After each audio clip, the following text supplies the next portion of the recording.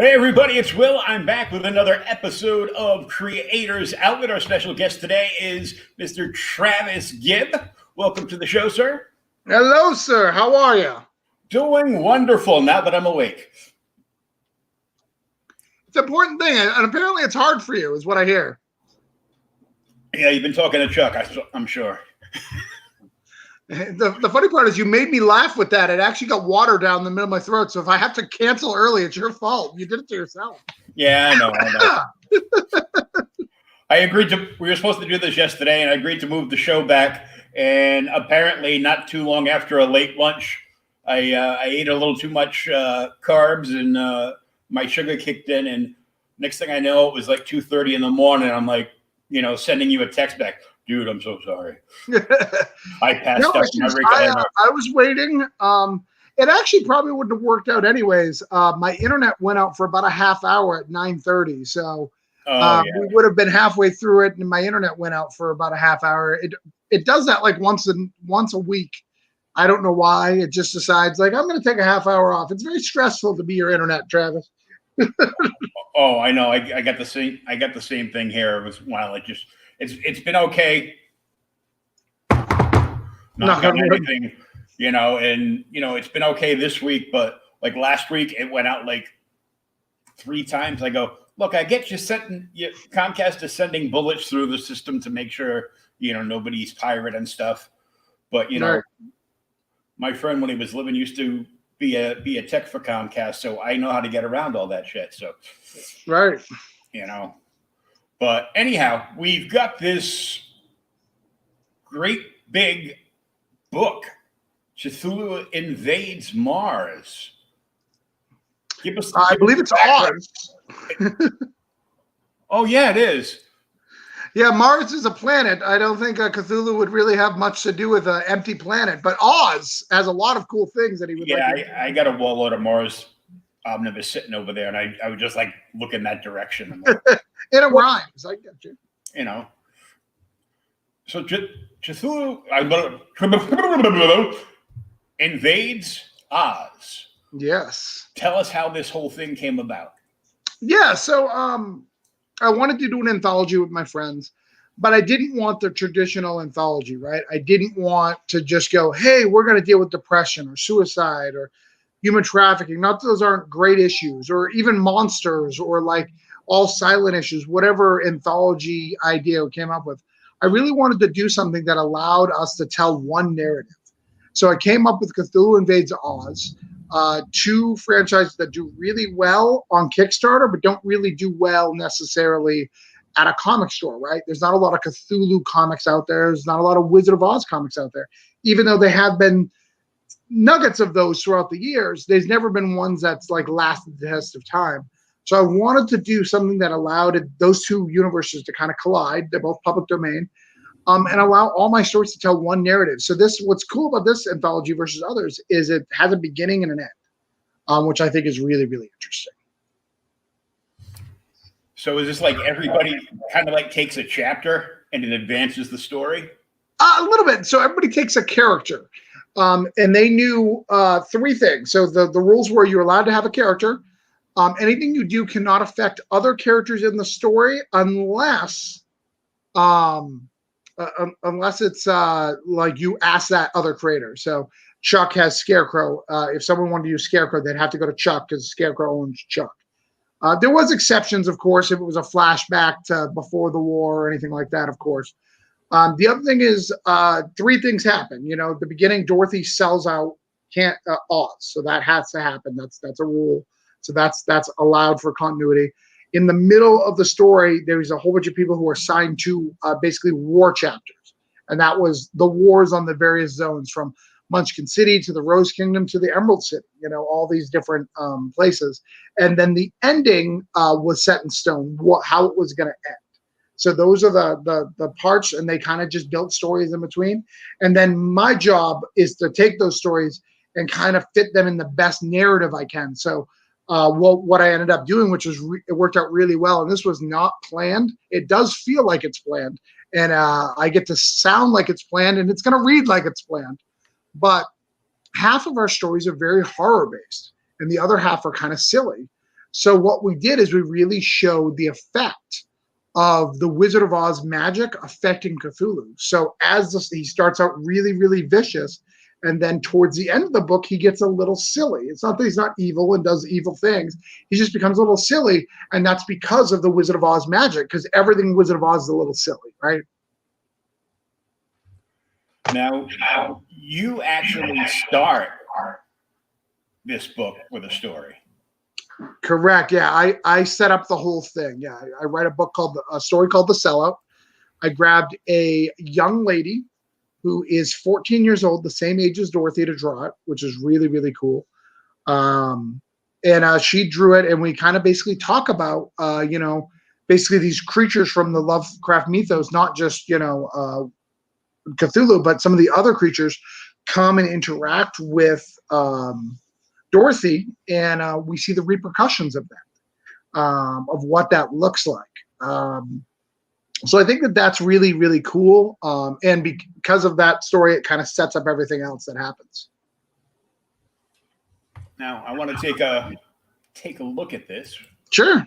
Bring it up on the screen. Blow it up a little bit. They've already seen us. Yeah, so we're at 90% funded, which is really, really cool. So we only got a little 10% left to go to get us there. Just a couple more pledges will get us there. And, we have things that are super affordable, from $12 pledges to, $200 pledges. So anything within your price range to get this. There's still 4 days to go. And wow, you've got 463 backers. That's awesome. Yeah, that's huge. That's huge. That's a big deal. And it's definitely a showing of my team. One of the things that I got really blessed with is I've got the best team in this. These are some of the best guys from SourcePoint, Mad Cave, Action Labs, Scout, all those smaller companies that are up and coming. I've got some of the best talent from each of them, as well as some of the best, for all of us Kickstarter guys, some of the best artists in Kickstarter kind of mixed in to make this book. Nice.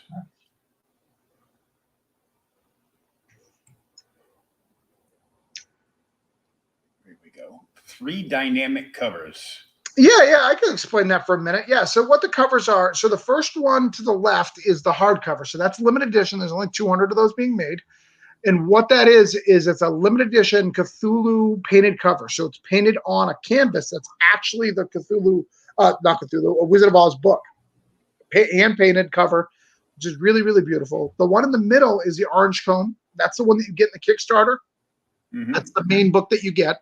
And it has raised UV. So that means like you're going to be able to touch, Cthulhu and feel Cthulhu. You're going to be able to feel the Wizard of Oz. Going to have a little, them running away and the Yellow Brick Road. You'll be able to feel all that, which is really cool. And then the last one is our comic store version. So if you are at a comic store, that's the one that you'll be able to buy. Cool. Well, I'm very impressed by the hardcover. Yeah, me too. It's a beautiful, beautiful hardcover. You scroll down a little bit. I think there's a full version of just the art. He did a great job. His name is Kyle Willis. You may know him because you're Florida bound, right? No, I'm not. No, okay. I'm a Boston boy. Boston. All right.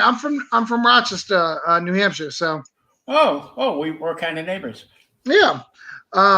But yeah, if you got that, that's some of the digital rewards that you just passed. That's everybody gets those, even if you back for $1. So if you don't want the book and you just want a whole bunch of free digital comics, for $1, you get all of those. Those all come in your package. So, which is pretty cool. So you've got almost the entire thing opened up already. Yeah. We've got 500 backers, 525. We also got a bonus one that's right below that. We won a contest. It was us versus another Kickstarter that was trying to race to 450 backers. We won. So we won the Wailing Blade that's going to be added to the package, and that's a good one. Oh, that's a great book. Yeah, Wailing Blade's a great book. And then we unlock story previews. So at the bottom, there's actually 4 stories that are unlocked that you can actually read, like before, without even buying the book. Nice. Yeah. And once you read those stories, you're probably going to want to buy the book.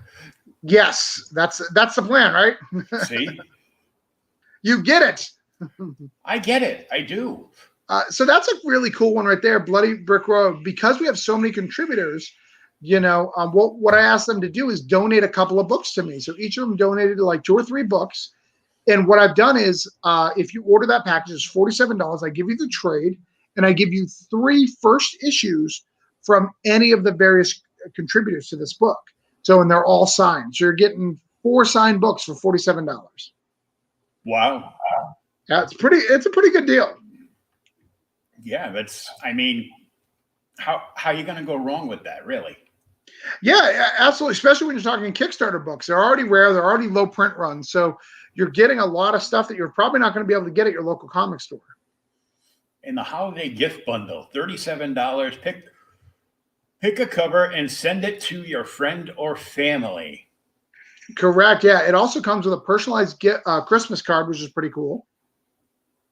So if you scroll down a little bit, it's a roll on, The Grinch Who Stole Christmas. Yeah, so, that's cool. Yeah, it's really, really cute. We love it. Martha did that. She did a great job of putting that together. And we're going to send that to your friend and family because our delivery date's not till February. So we're going to send that to them with the digital copy and some Christmas tags for them to use on their Christmas presents. Cool. I thought so. That'll scare the kids. Yeah, right. Daddy, why is there an octopus on my present? Don't worry about it, kid.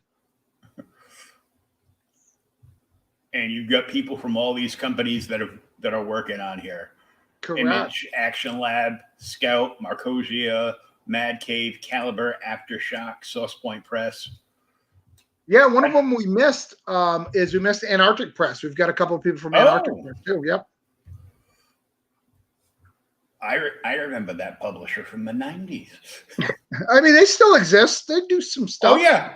I still see stuff come out from them, but it was funny when when Netflix put on the Ariella the Warrior Nun, yeah. The Warrior Nun series, and I'm like, I go, and by the time I finished it, I go, yeah, nobody that's never read the books is going to completely get this.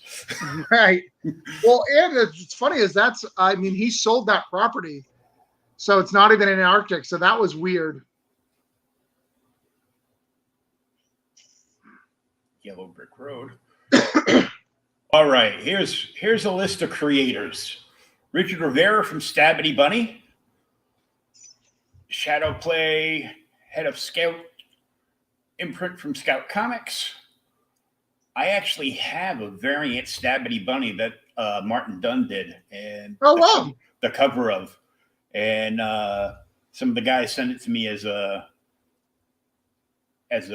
gift last year, and it's Stabity Bunny, but it's a homage cover to Hulk #1. Oh, okay.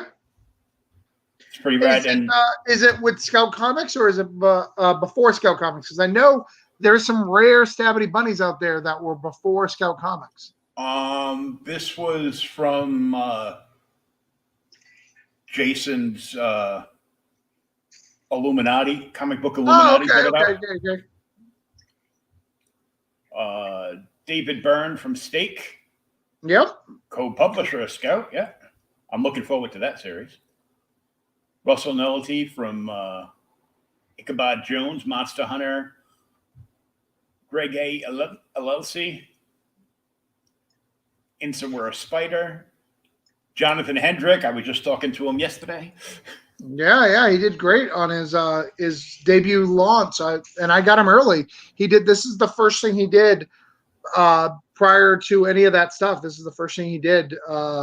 I read his Freak Show Princess, and I knew that he was going to be a big deal. So I had him write this. Yeah, I reviewed Freak Show Princess for Outright Geekery, and read Night, and I read the recount and did a 5-minute, not really 5-minute review on it, and right. Then I did a quick PR thing because him and Brian were down at the collective in Florida for a signing. Yeah, I was there. I was taking a whole bunch of pictures with them, and that's awesome right there. So I wanted to get the word out because a bunch of the groups that we post in are like Florida based. Right, sure. So I'm like, wait a minute. And they're like, oh, it's like 2 hours away. I'm like, oh my God. I could slap you. It's 2 hours, buddy. Drive. Well, it's 2 hours, and if you go on eBay right now, you're going to regret not taking that 2 hours because that cover's going for like $65. Imagine if you had a signed one, a double sign. That's going to be rare. The Brian's cover? Brian's cover there is going on eBay for like $65 to $50. That's crazy. So imagine if you had a double signed and you drove that 2 hours. I've got the Lincoln Memorial cover. Yeah, it's a good one. I've got that one, and I've got the ash can. Yeah, I've got it all. I mean, obviously he's him being in this book and everything. He's a friend of mine, so I've got all the basic covers. So I've got the web store exclusive. That guy's Rich Woodall. He's a good friend of mine, and all of it. Yeah, absolutely. Because I learned the other month about the trick with their ash cans. How the ash can is actually the first appearance, not number one. Right. Yeah. Absolutely. And it's got an 8-page story that you can't get anyplace else too. So correct. Yep. Those are all. So I signed up. I buy like every ash can off of them. Smart. Kurt Belcher, Travis Gibb. You don't know him? Yeah, I know. He's probably okay. Yeah. Brian Silverbacks, Loggerhead. Chuck. I keep trying to get Chuck to name his fans the Upchucks, but he just won't go for it. Jerome Gagner from Tell Us, good book. Clara Meth from Shadow Play. Emilio Utera from Lucifer's Night. David Galliano from Savage Bastards. Mm-hmm. Great name for a title. Stoney Williams from Villainous, good book. Brian Silvera from Bun. Brian Silvera from Zob. Joe Rodriguez, Dust County Chronicles. Steve Ekstrom from Negative Burns. Eric Hawkins. Zombiful World of Oz. Yeah. So he has a little Oz experience. Yeah, he's got the double Oz. Yep. Captain Frizzell. Tyler Carpenter. I know Tyler. Yeah, Tyler did a great 4-page story on this. Mikhail Barker, Rob Anderson, Nicholas Torres, Ryan Simek, Caleb Palmquist, Emily Rosette, Craig Florence, Michael Watson, Martha Swartz, Claudia Giuffenali, Luke Stone, know him too. I should know half of these people. I mean, this is like episode 65. I've been doing this, so right. I'm bound to know a couple of indie guys. If I remember correctly, you and I were supposed to meet a long time ago. Yes. For Voodoo Nations, and I couldn't make it for whatever reason, so Luke went. Yeah. Who's a better interviewer than me anyway, so you're fine. You did way better. Yeah, and I caught you on Christy Shin's lunchtime hour. You were hanging out with her, talking up. Oh yeah. I love hanging out with Christy Shin. I do it as often as possible. She's great. Who doesn't? It always goes sideways in a fun way. Oh, Matt Knowles and Steph Cannon. Yeah. Robbie Bragdon, Sunil Garsh, Freak Show Princess, Alan Ellsworth, Danny Quick, Michael Spivey, and Sam Boother. That's a list and a half right there. Right. And the art reveal.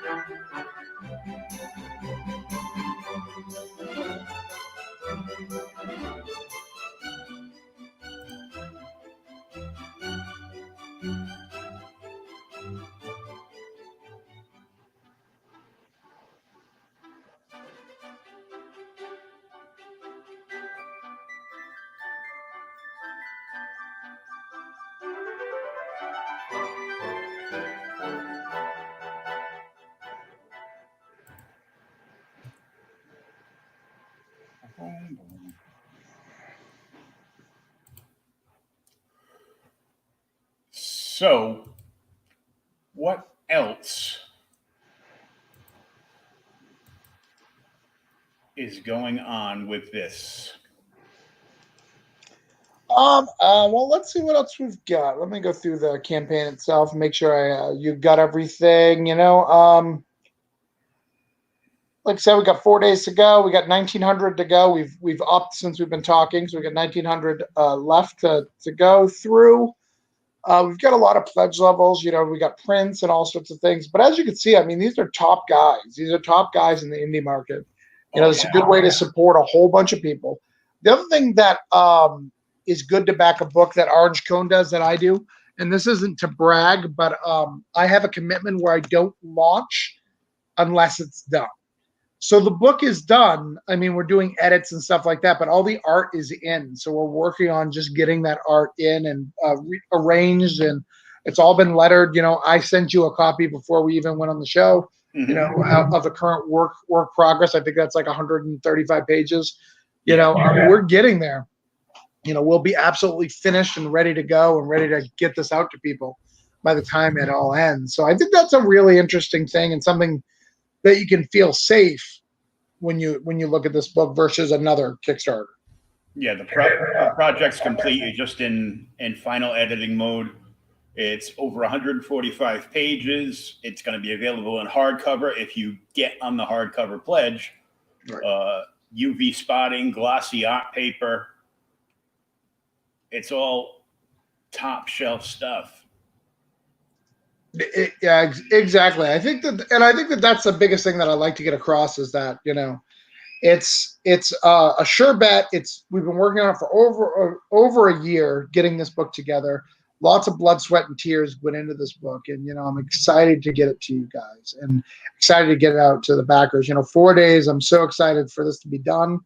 It's been a long month, and getting it out to people so I can, show it off and get people to talk about it and get everyone to the next stage. Oh, definitely.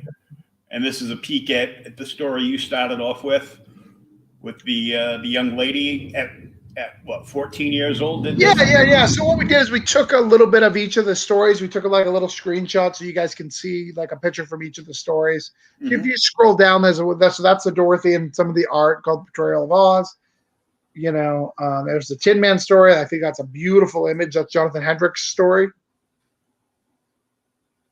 That Scarecrow, that's Chuck's story. I don't think anybody's ever seen Scarecrow stab somebody. Now you have. Wow. Little Easter egg for there too is if you're a fan of my work, he kills Randy and Denver, which are my characters from Broke Down and Four Dead Bodies, which is a sad day. Oh. We got the lion. That's a beautiful lion butt. I mean, I don't know if you appreciate that lion butt right there, Will. Maybe after another cup of coffee. Not awake yet to appreciate lion butt? Not unless there's some alcohol involved. So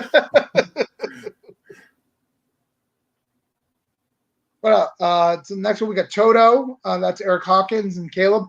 Caleb just funded a Kickstarter for $10,000 for his Unicorns versus Vampires. So wow. Great book there. Really excited that I got Caleb before he got famous. Pumpkinhead.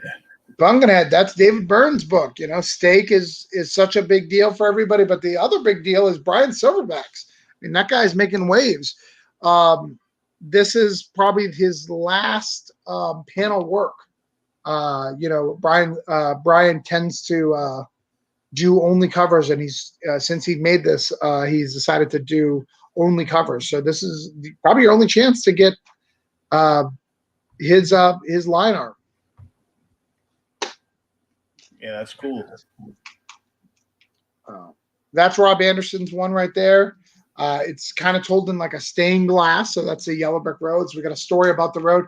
In so many things, when you talk about Marvel Manhattan, we've got the Baxter Building, we got the Daily Bugle, all these wonderful effects.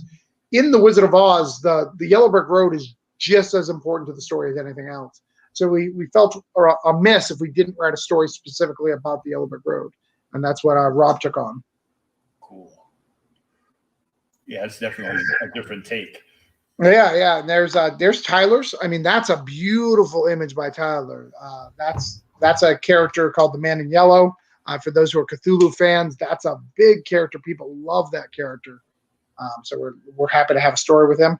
That's the Wizard of Oz. In our continuity, the wizard is black. One of the things about Greg Elises, who writes it, he writes primarily to the African American community. He tries to give big, strong, powerful black characters and put them into the world. So I had no problem changing up the wizard to make that happen.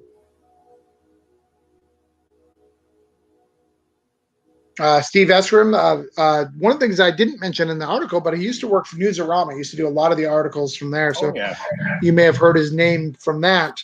But he does the Flying Monkeys and the Golden Cape. And man, he's using a no-name artist named Kathy Fritzl. And it is, if not the most beautiful art in the book, one of. Yeah, it looks like the detail. Yeah, the Golden Cap, if you're a true Oz fan, like the Golden Cap is a big thing. So the Golden Cap, what it does, if you're wearing it, you can tell the monkeys what to do. The flying monkeys. Oh man, I want the Golden Cap now. Oh yeah. Now imagine, because I figure the next thing in 2020 is going to be flying monkeys, Right, exactly. Wicked Witch of the West, of course, is always great. We got that. That's Russell Nolte's. That's Kurt Belcher's Munchkin Gang. Munchkin City, they have a little, the Lollipop Guild has a little fight, which is, I think, really, really fun. And Kurt Belcher, he's known for his twisted stuff. Rotten Tail is a movie through Source Point Press. And he does some amazing things. I was really happy to get him on board. That's Glinda. So that's a page from her story is, what is it? Her story is about the unraveling of Glinda, and she does it all hand painted and like charcoal. Like it's beautiful. Yeah, it's a gorgeous image. And by the way, if anybody's watching this anywhere live, you please ask us questions. We'll gladly answer them. Worker bees, of Oz. This is a story that takes place. We realize that we're destroying a lot of things. So these are the creatures that fix things that are broken in Oz. Oh, they must be busy. They're busy bees, yes.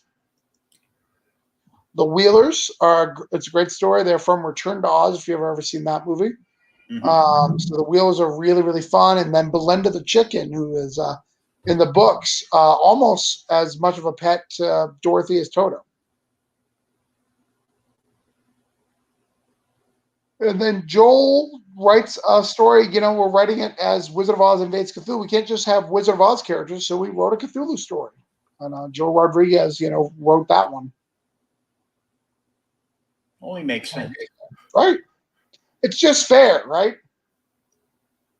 But wait, there's more.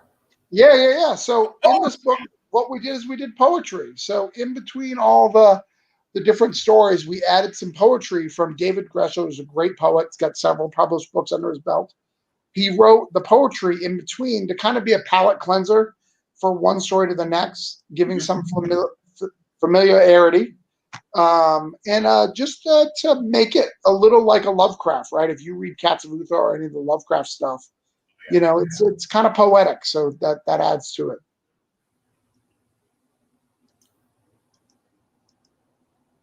That's just showing that it's done. We show a thumbnail of all the pages. Rewards. Yeah. So one of the things, we got Project We Love. So because we got Project We Love, we give that free PDF mask, which is pretty cool. So that mask is going to everybody, and I think it's a neat little Cthulhu mask. You kind of print it up, and you can make it your own. So even for $1, if you want that mask, it's a good thing to back. Who wouldn't want that? Invite, Right? the holidays coming up. You print up a bunch of these, have the family wear them while you're waiting for your cousins to show up, and then you just turn and look at them when they come in. Yeah, it's good. So like we said, the price earlier, $12 for the digital, $20 for the digital, and all my digital collections, all the broke down stuff and the Voodoo Nation stuff, all that stuff to get combined. And then the first print, the cheapest print is $29. That's for the orange cone.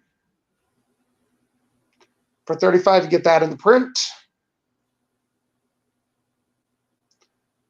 For $49, you get the hardcover in the digital. And for $55, you get the hardcover plus digital plus print. For $75, you get both the softcover and the hardcover.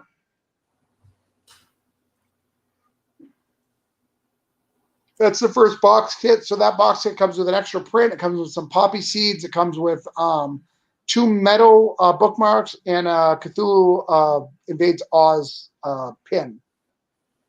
Nice. Yeah. And in a collector's box too. Yeah, fancy box. You need that. The other one comes with all that stuff, but it also comes with the retail book as well. Also comes with a keychain and an extra sticker.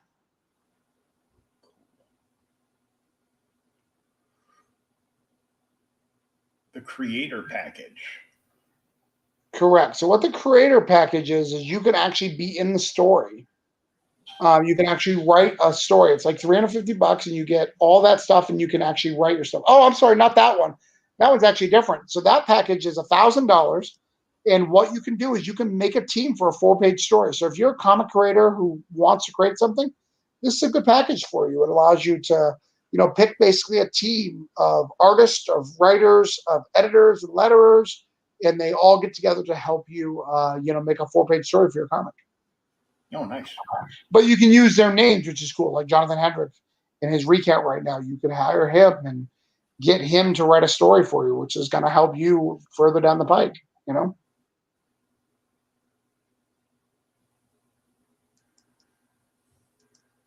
Oh, we're back to Lion Butt. Yeah, Lion Butts. Yeah, so we got some of the stories right here.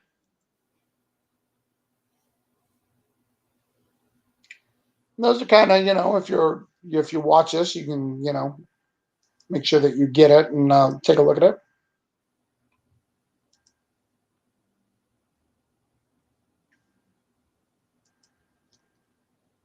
I mean, it's just such beautiful art.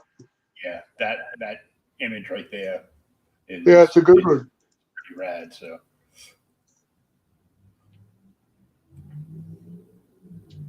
And then look at him when he's in his fierce armor. Well, at least he's not cowardly anymore. Right, exactly. Some of the Toto story. Yeah. You got this Toto story in there. Oh, the Emerald City is Cthulhu.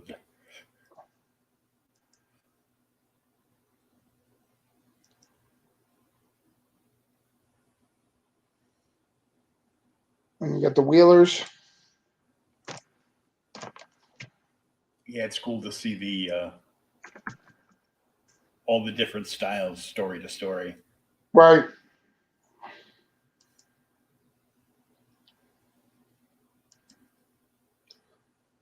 Opposed to I've seen other anthologies where like, you have to make your styles all look similar. Like, why? Right. Kind of defeats the purpose, right? Exactly.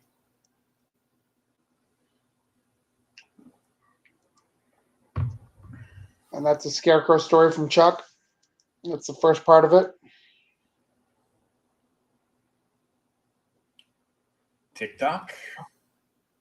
Yeah. We just added that one. That's a great story. That's done by David Galliano from Mad Cave. And he put together a beautiful story.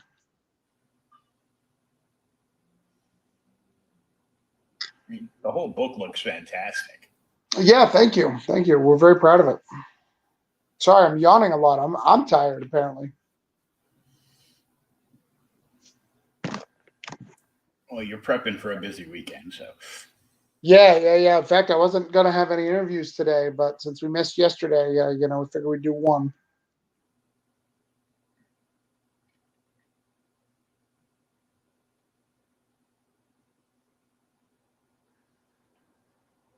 She does such a great job.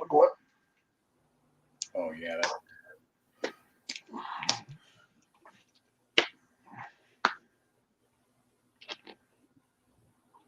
Now we go over and one of the cool things we do too is we go over the production costs. 20,000, though it sounds like a lot, is really not. Really, that's not profit. That's how much I got to pay those guys. So I can't read it from here, but one of the red or the green. Basically, one is how much we got to pay the guys, green, and the other one is how much it's going to cost us to print. Yeah. The other one is buying the marketing materials, and the other one shipping, and then Kickstarter fees. And if you notice, Kickstarter fees are the purple one. It's big. They take a lot when you get to this level.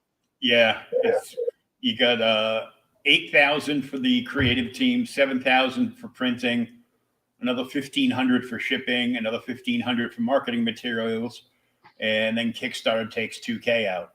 Right, it's crazy. Yeah.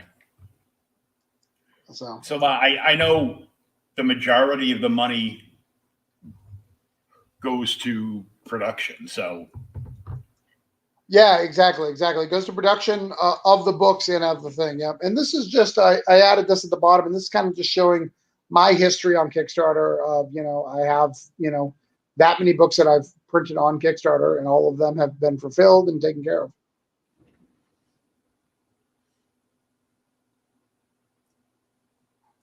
In the awesome Gemini mailers. Yeah. What else would you send it in? Well, if you were an eBay seller, some tin foil and a stamp, I guess. But yeah, I got like 3 of them sitting next to me. I got stuff I got to send out next week. Well, but yeah, man, that's it. That's Cthulhu Invades Oz. If you're interested, go to CthulhuInvades.com. That'll bring you right to the Kickstarter. And the Kickstarter link is in the show notes, either up above or down below, depending on where you're watching us now. Hey, Comic Burrito. Hey, dude, how's it going? We will see you tomorrow. We'll be live on Comic Burrito. And I will have his answer about his Black Hammer books live at that time. Ooh. He wants some Black Hammer books. He gave me a list. I'm looking for them for him. Good stuff.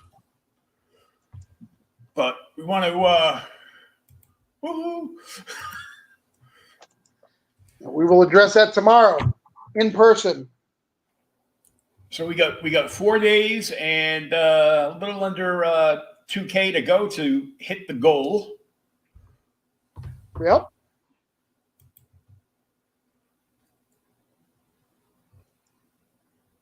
That is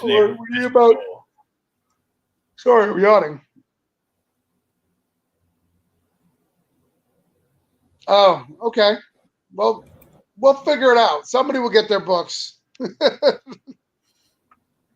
Yeah, we need 1,900 or so to get us funded. So anything you guys can do to help get us up there, there's some great packages up there. You can send it to a family member.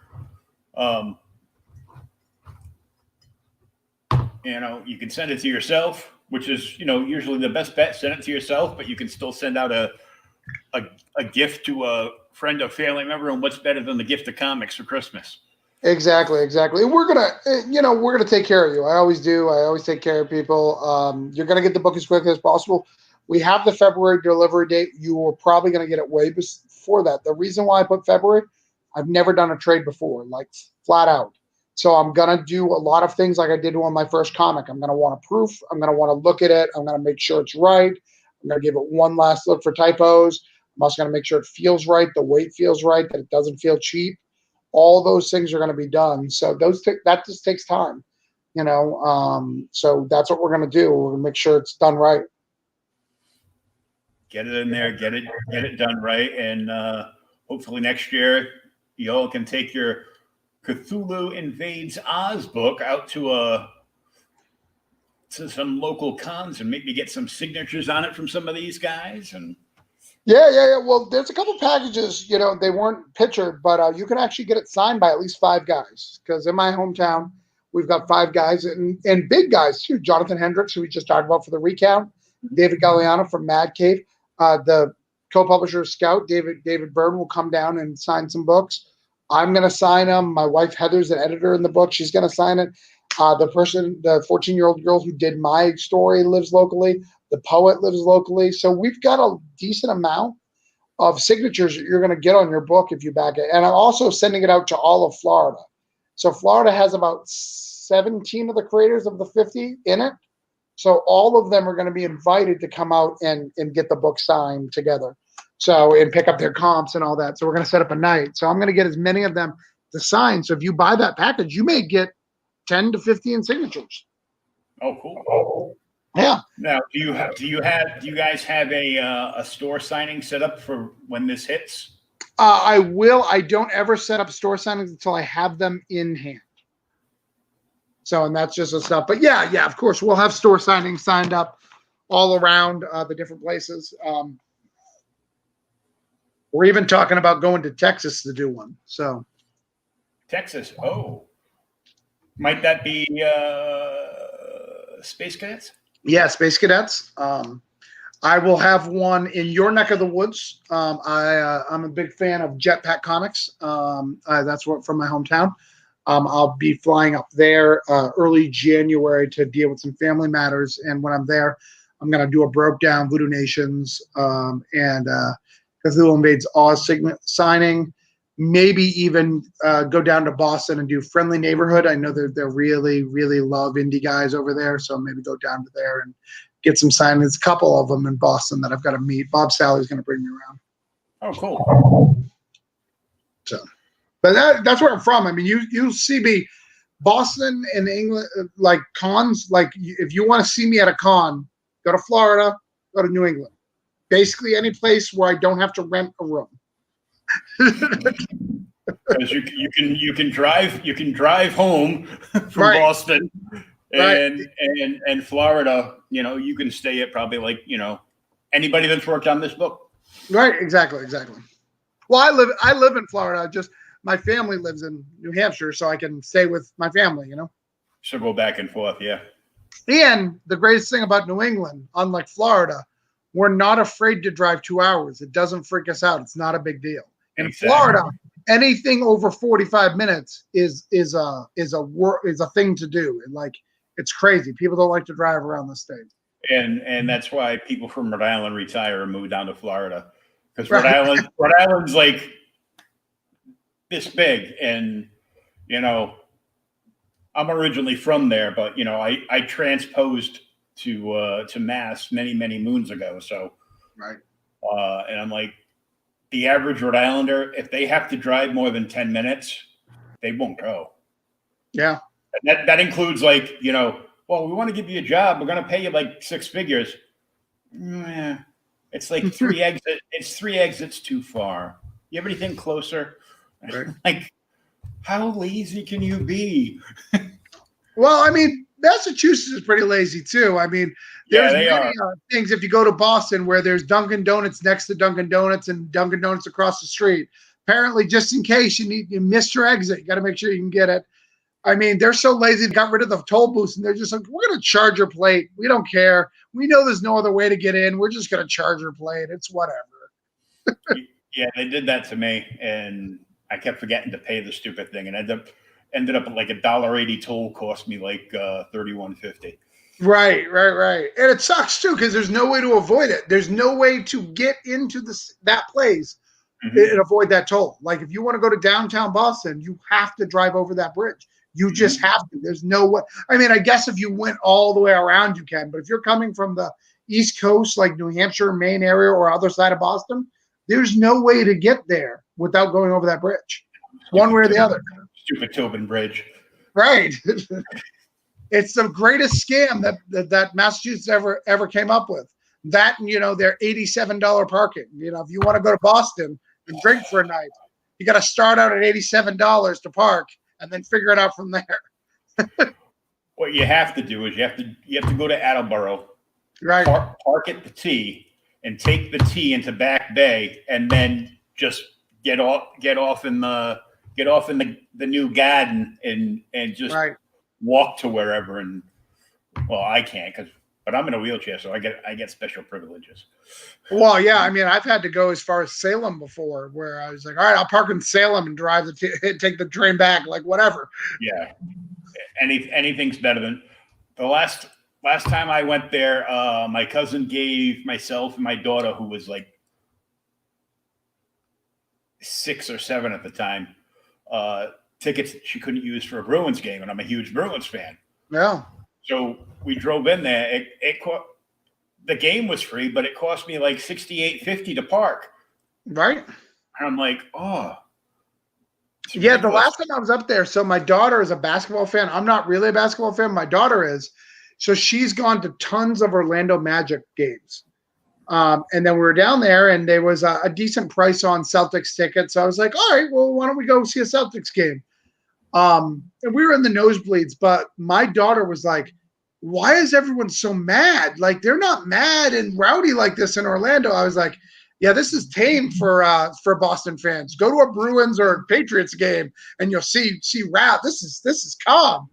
And she was blown away. She's like, they really love their teams. I was like, yeah, Boston's a little different. Mm-hmm. Yeah, the one thing you don't do is walk around downtown Boston with a Yankees jersey on. Right. Yo, my mom, when they were breaking the curse, she would go to all the games, both sides. She'd go to the Boston and the Yankees. She was so excited about the curse being broken. She wouldn't care. She'd just throw her on a credit card. Like, she was like, this is history. They're going to do it. And she went to Yankees games in Boston stuff and like got into fights and all sorts of crazy stories. Both sides, like it's that rivalry, like that's more than a rivalry. And I say it too, like I can't help it. If I hear someone's a Yankee fan, I automatically have to insult them. Like, even if I like them as a person, I just have to know that they're lesser than a Boston fan. I just got to let them know, just so they're aware. It's not their fault they were born in the wrong state, but it is. I have to stand up for it, Exactly. But thank you for having me on. Yeah, I don't want to keep you too long because I know you're trying to rest up for all the podcasts that you're going to be on tomorrow. Yeah. I've got some email. I've got some marketing, some emails to do, and actually, I'm working on the book a little bit tonight. I've got to write I've got to write up the list of all the creative teams for my artists to make signature things. So what we're doing is, in the back of the book, there's going to be like blank little spots for everybody's signature. Oh, so cool. You can hunt them down at cons and they have a spot, so that team will have a spot that could fit about 3 signatures. Oh, that's very cool. Yeah, collect them all like Pokemon. Got to get them all. So I want to thank Travis for stopping by. Urge you guys to go check out the Kickstarter. Like I said, it is in the show notes, the link, and get on this. It's a great price. The hardcover looks fantastic, and it's a hand painted cover. I mean, what more can you ask for? Exactly. And, so I appreciate you. Thank you so much. Thanks, Travis. I want to give a big shout out to our sponsor for this video, SpinWiz Comics and SpinWizComics.com. You can download the app completely free on both iOS and Android. It is a webcomic and indie comic discovery platform. Go check them out for yourself, and this is what it'll look like on your smartphone.